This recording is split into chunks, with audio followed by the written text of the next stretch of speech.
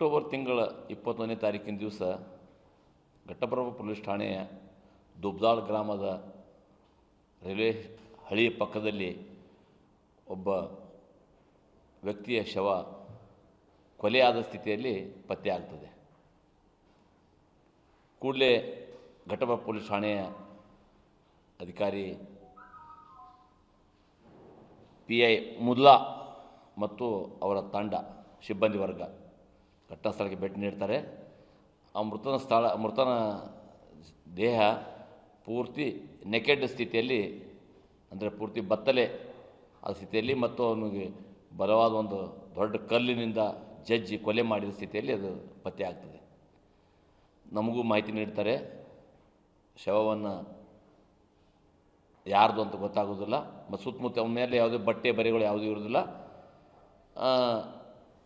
ಅಂತ್ಯಕ್ರಿಯೆಗೆ ಇದಕ್ಕೆ ಪೋಸ್ಟ್ ಮಾರ್ಟಮ್ಗೆ ಎಲ್ಲ procedure follow ಮಾಡಿಕೊಂಡು ಠಾಣೆಯಲ್ಲಿ ಪ್ರಕರಣ ದಾಖಲು ಮಾಡಿಕೊಂಡು ಆ ರೈಲ್ವೆ ಹಳಿ ಪಕ್ಕದಲ್ಲೇ ಇದ್ದ ಜಮೀನ್ದಾರ ಒಬ್ಬರದ್ದು ಅಪರಿಚಿತ ವ್ಯಕ್ತಿಯದು ಫಿರ್ಯಾದಿ ಮೇಲೆ ಠಾಣೆ ಗುನ್ನೆ ನಂಬರ್ 195/2025 ಕೊಲೆ ಮತ್ತು ಕೊಲೆಯನ್ನು ಮುಚ್ಚಿ ಹಾಕಲಿಕ್ಕೆ ಪ್ರಯತ್ನ ಮಾಡಿದಂಥ ಕಲಂಗಳಲ್ಲಿ ಪ್ರಕರಣ ದಾಖಲಿಸಿಕೊಂಡು ತನಿಖೆ ಕೈಗೊಳ್ತಾರೆ.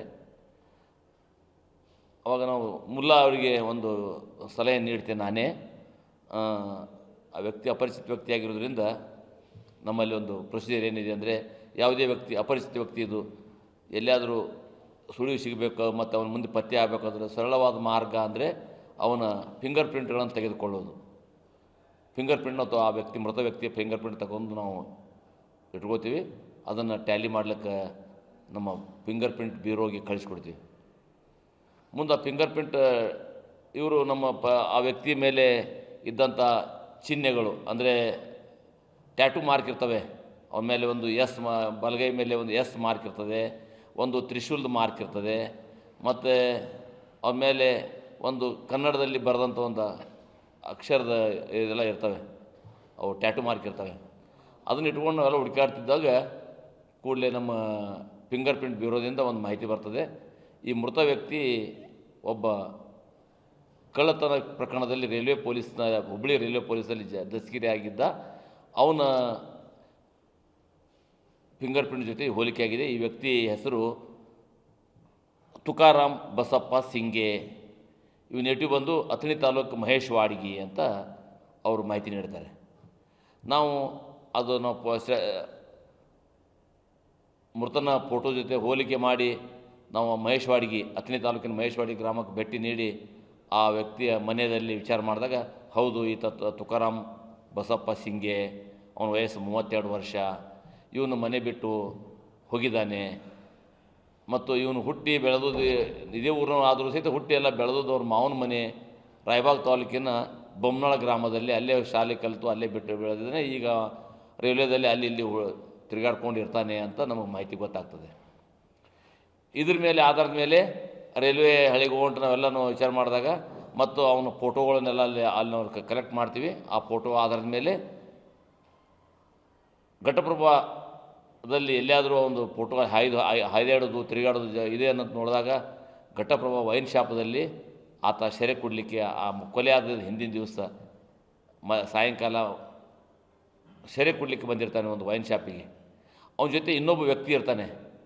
ಆ ಫುಟೇಜ್ಗಳನ್ನು ನೋಡಿದಾಗ ಆ ವ್ಯಕ್ತಿ ಯಾರು ಅಂತ ನಾವು ಪರಿಶೀಲನೆ ಮಾಡ್ಕೊಂತ ಹೋದಾಗ ಆ ವ್ಯಕ್ತಿಯನ್ನು ನಾವು ಪರಿಶೀಲನೆ ಮಾಡಬೇಕು ಅಂತ ಮಾಡಿದಾಗ ಎಲ್ಲ ರೈಲ್ವೆ ಸ್ಟೇಷನ್ಗಳಲ್ಲಿ ರೈಲ್ವೆ ಸ್ಟೇಷನ್ನಲ್ಲಿ ಅಪೆಂಡರ್ ಮಾಡ್ತಿದ್ದ ಮೃತ ವ್ಯಕ್ತಿ ಅಂದರೆ ಅವನ ಸಹಚರನು ಅದೇ ವ್ಯಕ್ತಿ ಇರ್ಬೋದು ಅಂತೇಳಿ ನಾವು ಎಲ್ಲ ರೈಲ್ವೆ ಸ್ಟೇಷನ್ಗಳಲ್ಲಿ ನಾವು ಮಿರಜ್, ಹುಬ್ಬಳ್ಳಿ, ಧಾರವಾಡ ಮತ್ತು ಈ ಕಡೆ ಗೋವಾ, ಪೂನಾ ಕಡೆ ಎಲ್ಲ ವಿಚಾರ ಮಾಡಿದಾಗ ಮಿರಜ್ದಲ್ಲಿ ಒಬ್ಬ ವ್ಯಕ್ತಿ ಆರಿಫ್ ಅನ್ನೋ ಅವನು ರೈಲ್ವೇದಲ್ಲೇ ಈ ಬಾಟ್ಲಿ ಆಯೋದು, ಈ ಪ್ಲಾಸ್ಟಿಕ್ ಆಯೋದು ಕೆಲಸ ಮಾಡುವಂಥ ಒಬ್ಬ ಆರಿಫ್ ವ್ಯಕ್ತಿ ಸಿಗ್ತಾನೆ.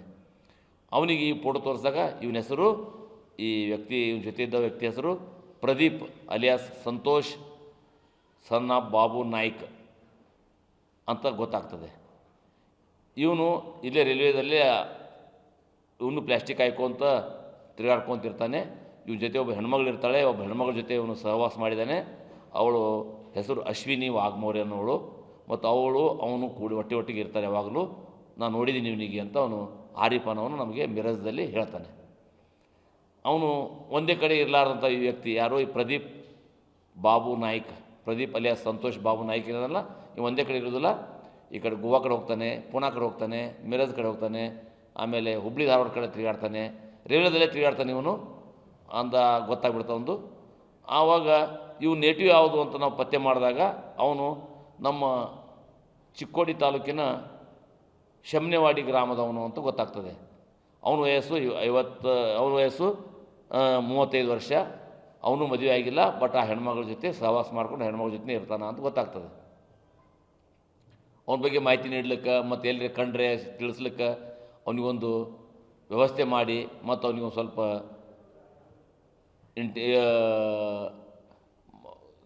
ಅವನಿಗೆ ಮಾಹಿತಿ ನೀಡ್ಲಿಕ್ಕೆ ನಾವು ಕೇಳ್ಕೊಂಡಾಗ ಆಯಿತು ನಾನು ಏನಾರು ಬಂದರೆ ನಾನು ಮಾಹಿತಿ ಕೊಡ್ತೀನಿ, ಅವನು ಇದ್ದರೆ ಮಾಹಿತಿ ಕೊಡ್ತೀನಿ ಅಂಥೇಳಿ ನಮಗೊಂದು ವಾದ ಮಾಡ್ತಾನೆ. ಆ ವಾದದಿಂದ ಅವನು ಒಂದು ದಿವಸ ಫೈನ್ ಡೇ ಪೂನಾದ ಹತ್ತಿರ ನೀರಾ ಅನ್ನುವ ರೈಲ್ವೆ ಸ್ಟೇಷನ್ನಲ್ಲಿ ಇವನು ಕಾಣ್ತಾನೆ. ಯಾಕಂದ್ರೆ ಈ ಆರಿಫನು ರೈಲ್ವೆದಲ್ಲೇ ಅಡ್ಡಾಡ್ಕೊತಿರೋದ್ರಿಂದ ಅವನಿಗೆ ಕ್ಲಿಯರ್ ಗೊತ್ತಾಗ್ತದೆ ಇವನು ಇಲ್ಲಿ ಬಂದಿದ್ದಾನೆ ಸರ್ ಅಂತ ಇವ್ನು ಮಾಹಿತಿ ಕೊಡ್ತಾನೆ. ಅವನ ಜೊತೆನೇ ಇರ್ತಾನೆ, ನೀರಪ್ಪ ನಾವು ಬರ್ತಾಯಿದ್ದೀವಿ ಅಂತ ಹೇಳ್ಕೊಂಡು ಅವನಿಗೆ ನಾವು ಮಾಹಿತಿ ನಮ್ಮ ಪೊಲೀಸ್ ತಂಡ ಘಟಪ್ರಭಾ ಇನ್ಸ್ಪೆಕ್ಟರ್ ಮುಲ್ಲಾ ಅವರು ಮತ್ತು ಅವ್ರ ಸಿಬ್ಬಂದಿ ವರ್ಗ ತೊಗೊಂಡು ಆ ನೀರಾ ಅನ್ನುವ ಗ್ರಾಮಕ್ಕೆ ಅಂದರೆ ರೈಲ್ವೆ ಸ್ಟೇಷನ್ಗೆ ಹೋಗ್ತಿದ್ದಂಗೆ ಅವನು ಅಲ್ಲಿಂದ ರೈಲ್ವೆ ಸ್ಟೇಷನ್ ಇಳಿದು ತಪ್ಪಿಸ್ಕೊಂಡು ಓಡಿ ಹೋಗ್ತಾನೆ. ಓಡಿ ಹೋದ ಕೂಡಲೇ ಅಲ್ಲಿ ಆ ನೀರಾ ಅಲ್ಲಿ ಒಂದು ರೈಲ್ವೆ ಸ್ಟೇಷನ್ದು OP ಇರ್ತದೆ, ಔಟ್ಪೋಸ್ಟ್. ಆ ಔಟ್ಪೋಸ್ಟ್ ಮಹಾರಾಷ್ಟ್ರದ ಔಟ್ಪೋಸ್ಟ್ಗೆ ಅಲ್ಲಿ ನಾವು ಕಾಂಟ್ಯಾಕ್ಟ್ ಮಾಡಿ ಆ ಪೊಲೀಸರಿಗೆ ನಮ್ಗೆ ಇವನು ಮಾಹಿತಿ ಒಂದು ಫೋಟೋ ಕೊಟ್ಟಾಗ ಅವನು ಅಲ್ಲೇ ಅವರು ಹಿಡ್ಕೊಂಡ್ಬಿಡ್ತಾರೆ. ಅವನಿಗೆ ಆ ಔಟ್ಪೋಸ್ಟ್ ಪೊಲೀಸರು ಇರ್ತಾರೆ ನೀರಾ ರೈಲ್ವೆ ಸ್ಟೇಷನಲ್ಲಿ, ಆ ಪೊಲೀಸ್ ಹಿಡ್ಕೊಂಡು ಅವನಿಗೆ ನಮಗೆ ಹ್ಯಾಂಡ್ ಓವರ್ ಮಾಡ್ತಾರೆ. ಆವಾಗ ನಮ್ಮ ಪೊಲೀಸ್ ಹೋದ ಕೂಡಲೇ ನಮ್ಗೆ ಹ್ಯಾಂಡ್ ಓವರ್ ಮಾಡ್ತಾರೆ. ಅವನಿಗೆ ತಂದು ನಾವು ಎನ್ಕ್ವೈರಿ ಮಾಡಿದಾಗ ಹೌದು ನಾನು ಅವನಿಗೆ ಕೊಲೆ ಮಾಡೋದು ನಿಜ. ಆವತ್ತಿನ ದಿವಸ ನಾನು ಮತ್ತು ಅವಳು ಯಾರು ಆರಿಫ ಇದು ಅಶ್ವಿನಿ ಇಬ್ಬರು ಒಟ್ಟಿಗೆ ಬಂದಿದ್ದೀವಿ. ನಮಗೆ ಇವನು ಮೋಸ ಮಾಡಿ ನಾನು ಇಟ್ಕೊಂಡಂಥ ಹೆಣ್ಮಗಳ ಜೊತೆ ಇವನು ಅನ್ಯ ಸಂಪರ್ಕ ಬೆಳೆಸಿದ, ಅದು ನೋಡಿ ನಾನು ಅವನಿಗೆ ಕೊಲೆ ಮಾಡಿದ್ದೀನಿ ಅಂತ ಒಪ್ಕೊಂಡ್ಬಿಡ್ತಾನೆ. ಅದು ಇಲ್ಲಿಗೆಲ್ಲ ಕಾಂಟ್ಯಾಕ್ಟ್ ಇರೋದ್ರಿಂದ ಅದು ಕೊಲೆ ಆಗಿದೆ ಅಂತ ನಮಗೆ ಒಪ್ಕೊಂಡ್ಬಿಡ್ತಾನೆ. ಡೀಪಾಗಿ ಇನ್ನೂ ಅವನಿಗೆ ಎನ್ಕ್ವೈರಿ ಮಾಡಿದಾಗ ವಿಚಾರಣೆ ಒಳಪಡಿಸಿದಾಗ ಅವನು ಇನ್ನೊಂದು ವಿಷಯ ಡಿಸ್ಕ್ಲೋಸ್ ಮಾಡ್ತಾನೆ.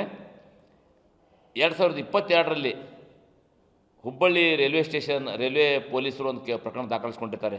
ಅದು ಕ್ರೈಮ್ ನಂಬರ್ 64/22.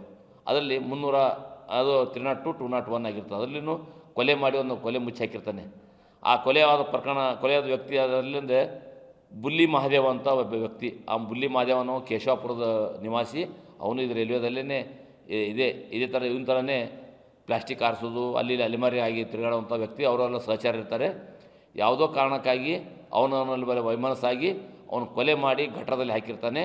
ಆ ಗಟ್ಟರದಲ್ಲಿ ಹಾಕಿದಾಗ ಅವರು ಪೊಲೀಸರು ಅದನ್ನು ಅಪರಿಚಿತ ಶವ ಅಂತೇಳಿ ಪತ್ತೆ ಮಾಡಿ ಆ ಶವವನ್ನು ಯಾರ್ದೊಂದು ಗೊತ್ತಾಗಲಾರ್ದೆ ಆ ಪ್ರಕರಣ ದಾಖಲಿಸ್ಕೊಂಡು ನಂತರ ಅದನ್ನು ಸೀಪ್ ಮಾಡಿರ್ತಾರೆ. ನಾಪತ್ತೆ ಅಂತ ಪ್ರಕರಣ ಮುಚ್ಚಿ ಹಾಕಿರ್ತಾರೆ ಅದು ಹುಬ್ಬಳ್ಳಿ ಪೊಲೀಸರು. ಈತ ಆ ಕೊಲೆ ನಾನು ಮಾಡಿದ್ದೀನಿ ಅಂತ ನಮ್ಮಲ್ಲಿ ಒಪ್ಕೊಂಡು ನಮಗೆ ಹೇಳಿಕೆ ನೀಡೋದ್ರೊಳಗೆ ನಾವು ಹುಬ್ಬಳ್ಳಿ ರೈಲ್ವೆ ಪೊಲೀಸರಿಗೆ ಕಾಂಟ್ಯಾಕ್ಟ್ ಮಾಡಿದಾಗ ಹೌದು ಈ ಪ್ರಕರಣ ನಮ್ಮಲ್ಲಿ ದಾಖಲಾಗಿದೆ, ಈ ವ್ಯಕ್ತಿ ಇದು ಅಪರಿಚಿತ ವ್ಯಕ್ತಿ ನಮ್ಮಲ್ಲಿ ಸಿಕ್ಕಿದ್ದ, ಅವನು ನಾವು ಕೇಸ್ ದಾಖಲೆ ಮಾಡ್ಕೊಂಡು ಪತ್ತೆ ಆಗಲಾರ್ದಕ್ಕೆ ನಾವು ನಾಪತ್ತೆ ಎಂದು ನಾವು ಕ್ಲೋಸ್ ಮಾಡಿದ್ದೀವಿ ಅಂದಾಗ ನಾವು ಅವನಿಗೆ ಎಲ್ಲ ಮಾಹಿತಿ ಕೊಟ್ಟು ಕೂಡಲೇ ರೈಲ್ವೆ ಪೊಲೀಸರು ಬಂದು ನಮ್ಮ ಮುಂದಿನ ನಾವು ತಮ್ಮ ಪ್ರಕರಣದಲ್ಲೂ ಇವನಿಗೆ ಪೊಲೀಸ್ ಕಸ್ಟಡಿ ತೊಗೊಂಡು ಆ ಪ್ರಕರಣವನ್ನು ಬೆಳಕಿಗೆ ಚೆಲ್ಲಕ್ಕೆ ಕಾರಣ ಆಯಿತು. ಈ ರೀತಿ ಘಟಪ್ರಭಾ ಪೊಲೀಸ್ ಠಾಣೆಯ ಒಂದು ಪ್ರಕರಣ ಕೊಲೆ ಪ್ರಕರಣ ಮತ್ತು ಹುಬ್ಬಳ್ಳಿಯ ಇನ್ನೊಂದು ಕೊಲೆ ಪ್ರಕರಣ ಈತನಿಂದ ಈ ಆರೋಪಿ ಪ್ರದೀಪ್ ಅಲಿಯಾಸ್ ಸಂತೋಷ್ ಬಾಬು ನಾಯ್ಕ್ ಇವನು ಮಾಡಿದ್ದನ್ನು ನಾವು ಪತ್ತೆ ಮಾಡಲಿಕ್ಕೆ ನಮ್ಮ ಘಟಪ್ರಭಾ ಪೊಲೀಸ್ ಇನ್ಸ್ಪೆಕ್ಟರ್ ಮುಲ್ಲಾ ಮತ್ತು ಅವರ ತಂಡ ಸಿಬ್ಬಂದಿ ವರ್ಗ ತುಂಬ ಚಾಕಚಕ್ಯದಿಂದ ಕೆಲಸ ಮಾಡೋದ್ರಿಂದ ಸಾಧ್ಯ ಆಯಿತು ಅಂತ ನಾನು ತಿಳಿಸ್ಲಿಕ್ಕೆ ಬಯಸ್ತೇನೆ. Thank you.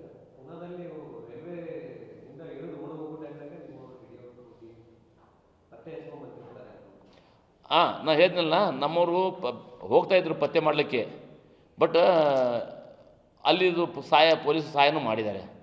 ನಮ್ಮ ಅವರು ನೀರಾ ಪೊಲೀಸ್ ಸ್ಟೇಷನಲ್ಲಿ OPN ಇರ್ತಲ್ಲ, ಆ ಪೊಲೀಸರು ಸಹಾಯ ತೊಗೊಂಡು ಒಟ್ಟಿಗೆ ಅವರು ಹಿಡ್ಲಿಕ್ಕೆ ಸಹಾಯ ಮಾಡಿದ್ದಾರೆ. ಇಲ್ಲ, ಹೆಣ್ಮಗಳದಲ್ಲಿ ಏನು ಪಾತ್ರ ಇಲ್ಲ, ಅವಳು ಸಾಕ್ಷಿ ಮಾಡಿದ್ದೀವಿ. ಯಾಕಂದರೆ ಅವಳು ನಮಗೆ ಈ ನಿರ್ಜನವಾದ ಪ್ರದೇಶದಲ್ಲಿ ಆಗಿರೋದ್ರಿಂದ ಸಾಕ್ಷಿಗಳು ಭಾಳ ಇಂಪಾರ್ಟೆಂಟ್.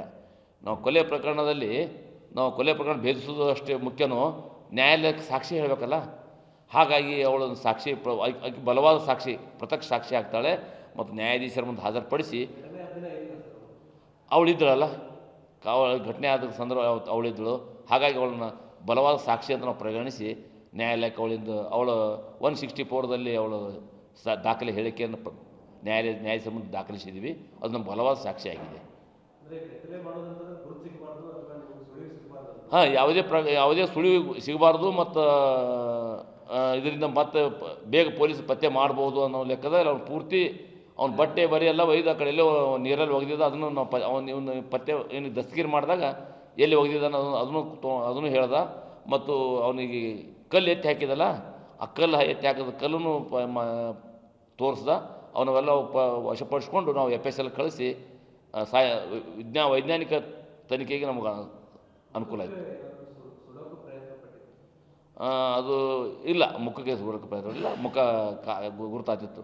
ಅದರಿಂದ ನಮಗೆ ಮುಖ್ಯವಾಗಿ ಅವನು ಪತ್ತೆ ಆಗ್ಲಿಕ್ಕೆ ಕಾರಣ ಅಂದರೆ ಆ ಫಿಂಗರ್ ಪ್ರಿಂಟ್ ತೊಗೊಂಡಿದ್ದೇವಲ್ಲ, ಅವನು MOB ಆಗಿದ್ದ. ಹಳೆ ಎಂಟು ಕೇಸ್ನಾಗ ಅವೆಲ್ಲ ರೈಲ್ವೆದಾಗ ಅಲ್ಲಿ ಸಿಕ್ಕಾಕೊಂಡು ಮಾಡಿರ್ತಾರಲ್ಲ ಆಗಿದ್ದ. ಮತ್ತು ಈ ಆರೋಪಿನೂ ನಮಗೆ ಇವನು ಒಬ್ಬ MOBನೇ ಇದ್ದ. ನಿಪ್ಪಾಣಿ ಪೊಲೀಸ್ ಠಾಣೆಯಲ್ಲಿ ಇವನು MOB ಇದ್ದಾನೆ. ಯಾರು?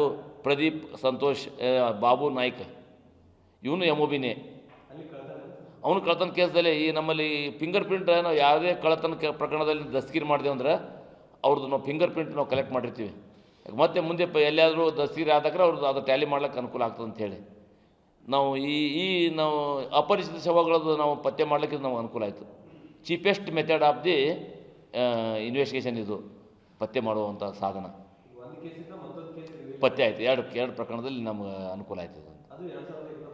22ರಲ್ಲಿ ಆಗಿತ್ತು. ಅದು 2022ರಲ್ಲಿ ಪ್ರಕರಣ ಆಗಿತ್ತು.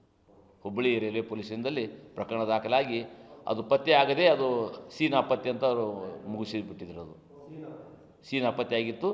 ಇದರಿಂದ ಮತ್ತೆ ಅದು ಪತ್ತೆಯಾಗಿ ಮತ್ತೆ ಪ್ರಕರಣ ಓಪನ್ ಆಯಿತು.